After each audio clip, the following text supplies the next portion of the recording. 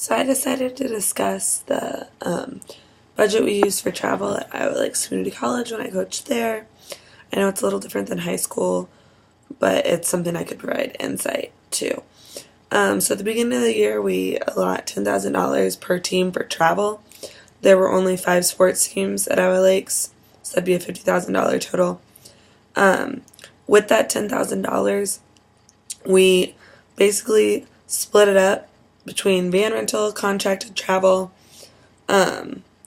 any hotel stay that would be needed, and then anything out of that we do fundraising for. If we can't reach it with the fundraising and it's not in our budget, we don't book the tournament at the beginning of the year.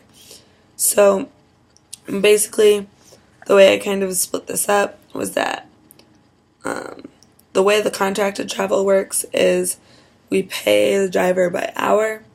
So we take the number of away games we have. If there are any away games over 4 hours, that is when we use a driver. Whenever we do use a driver, it's $12 per hour. Most of the time, our games are not over 4 hours away, unless they're a long tournament.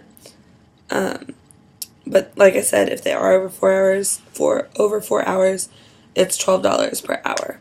That is what we pay the driver. That includes sitting there during the game. So if the game was to take 2 hours, we would add them an extra $24 in there for sitting through the volleyball game. That includes there and back as well. Most of the time for our travel, though, the way we saved money and worked our budget was that me and the other coach, we do have CDLs. We can drive the vans. We can drive the big buses. So if anything was under 4 hours, I drove and so did the other coach.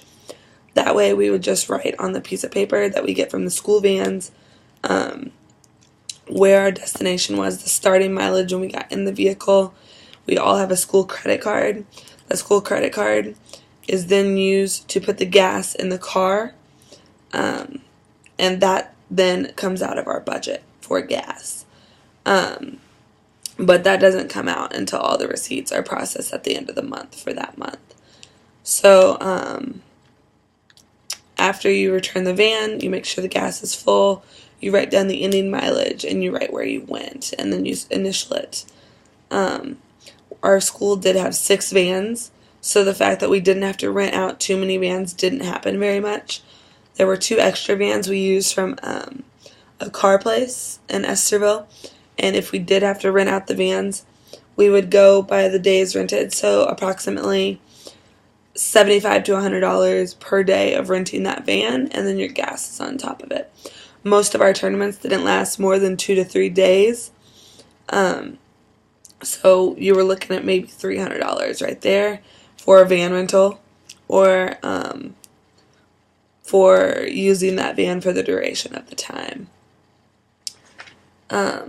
As far as using big school buses, we never had to do that.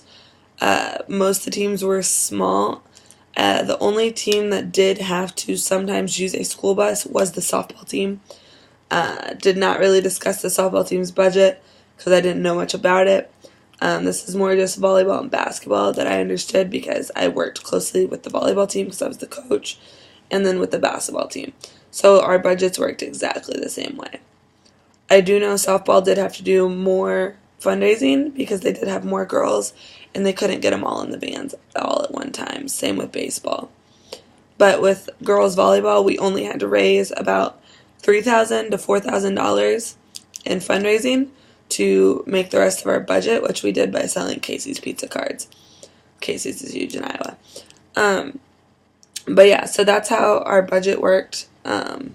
It was fairly simple. We just kept all the receipts from everything. And then at the end of the year, if there was a difference, which there shouldn't be because we all should have calculated it perfectly, but say there was an accident, a needed expense or something like that, then you would go ahead and use the school credit card, and where you could figure out what that expense was. And if it was something on the school vans or anything like that, the school would cover that. That would not come out of our pockets. Same with insurance. Me and the other coach were covered by the school's insurance. It was not our insurance while driving. So that way we didn't have to worry about if there was an accident. If there was a speeding ticket, however, that is covered out of whoever was speeding's pocket. So that was also not worried about in the budget.